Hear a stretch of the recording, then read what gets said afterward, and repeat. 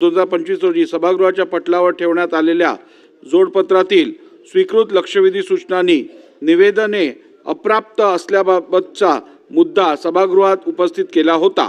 या अनुषंगाने दिनांक 14 डिसेंबर 2025 रोजी चे सभागृहातील कामकाज संपण्या अगोदर प्रलंबित लक्षवेधी सूचनांची निवेदने या सचिवालयास सादर करण्याबाबत निर्देश देण्यात आले होते। त्या अनुषंगाने मुख्य सचिव यांनी मंत्रालयीन सर्व सचिवांची बैठक घेऊन या प्रकरणी कार्यवाही करण्याचे निर्देश दिलेले आहेत। सदर प्रकरणी होणारा विलंब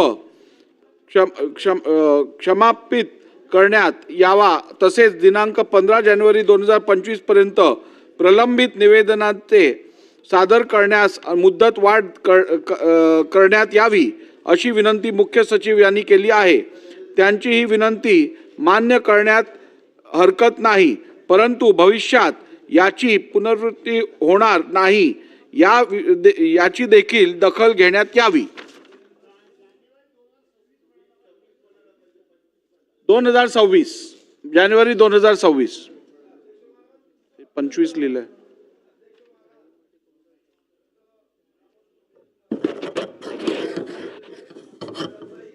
राहिला पाहिजे याची काळजी घेतली पाहिजे।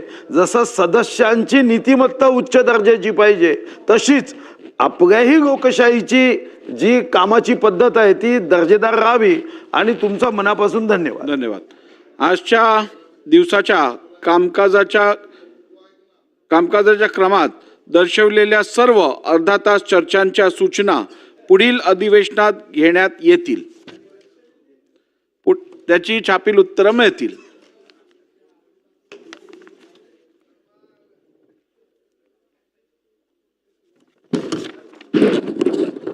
नागपूर हिवाळी अधिवेशनाचा आजचा शेवटचा दिवस आहे। आजच्या दिवसाचे कामकाज संपलेले आहे। आता मी सत्र कालावधीतील कामकाजाची संख्यांकीय माहिती सदनासमोर ठेवतो। एकूण बैठकींची संख्या 7, प्रत्यक्ष झालेले कामकाज 72 तास 35 मिनिटे, अन्य कारणांमुळे वाया गेलेला वेळ 10 मिनिटे, रोजचे सरासरी कामकाज 10 तास 22 मिनिटे, शोक प्रस्ताव 12, तारांकित प्रश्न प्राप्त प्रश्न 7286, स्वीकृत प्रश्न 215, उत्तरित झालेले प्रश्न 27, अर्धा तास चर्चा, तारांकित प्रश्नाच्या उत्तरातून उद्भवलेल्या प्राप्त सूचना 23, स्वीकृत 19, चर्चा झाली 2, सार्वजनिक महत्त्वाच्या बाबींवर प्राप्त सूचना 160, मान्य सूचना 69, चर्चा झाली 3। अध्यादेश सभागृहाच्या पटलावर ठेवण्यात आले 6। अध्यादेश नापसंती व्यक्त करण्यात आलेल्या प्रस्तावाची संख्या 6।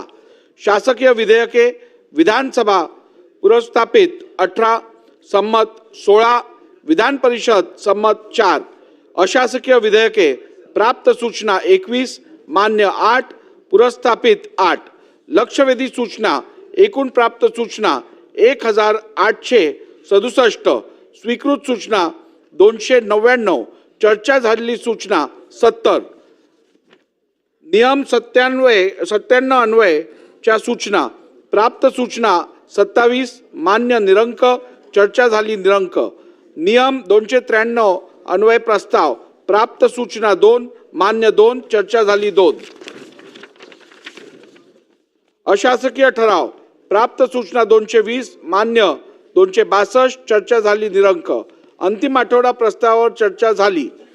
सन्मान्य सदस्यांची उपस्थिती जास्तीत जास्त उपस्थिती 90.98%, किमान कमीत कमी उपस्थिती 43.85%, एकूण सरासरी उपस्थिती 75.94%।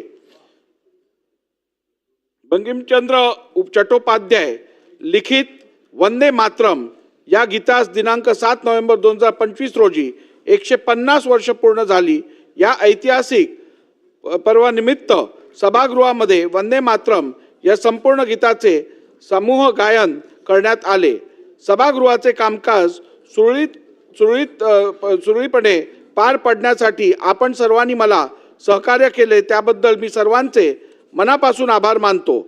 या अधिवेशनाचा समारोप करताना माननीय मुख्यमंत्री, दोन्ही माननीय उपमुख्यमंत्री, माननीय उपाध्यक्ष, माननीय संसदीय कार्यमंत्री, माननीय मंत्री, माननीय राज्यमंत्री, सर्व सन्माननीय तालिका सभा अध्यक्ष, माननीय मुख्य प्रतोद, माननीय गटनेते, सर्व सन्मान्य सदस्य, विधिमंडळाचे अधिकारी व कर्मचारी, सुरक्षा अधिकारी व कर्मचारी, मंत्रालयीन अधिकारी व कर्मचारी तसेच प्रसिद्धी माध्यमांचे प्रतिनिधी या सर्वांचे मी मनापासून आभार मानतो.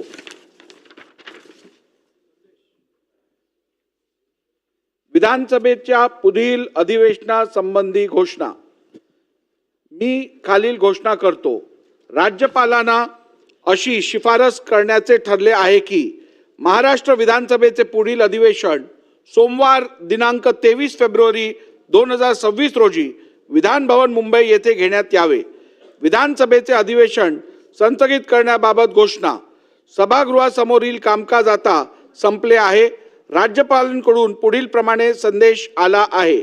मी आचार्य देवव्रत, महाराष्ट्राचे राज्यपाल, भारताच्या संविधानाच्या अनुच्छेद 174 खंड 2 उपखंड क द्वारे मला प्रदान करण्यात आलेल्या अधिकारांचा वापर करून याद्वारे रविवार दिनांक 14 डिसेंबर 2025 रोजी होणाऱ्या सभागृहाच्या बैठकीच्या समाप्तीबरोबरच महाराष्ट्र विधानसभेचे अधिवेशन संस्थगित करीत आहे.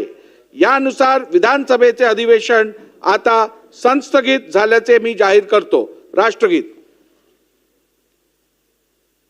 जनगण मन अधिनायक जय हे भारत भाग्य विधाता. पंजाब सिंधु गुजरात मराठा द्राविड उत्कल बंगा. विंध्य हिमाचल यमुना गंगा उच्छल जलधि तरंगा. तव शुभ नामे जागे तव शुभ आशीष मागे. गाहे तव जय गाथा जनगण मंगलदायक जय हे भारत भाग्य विधाता. जय हे जय हे जय हे जय जय जय जय हे.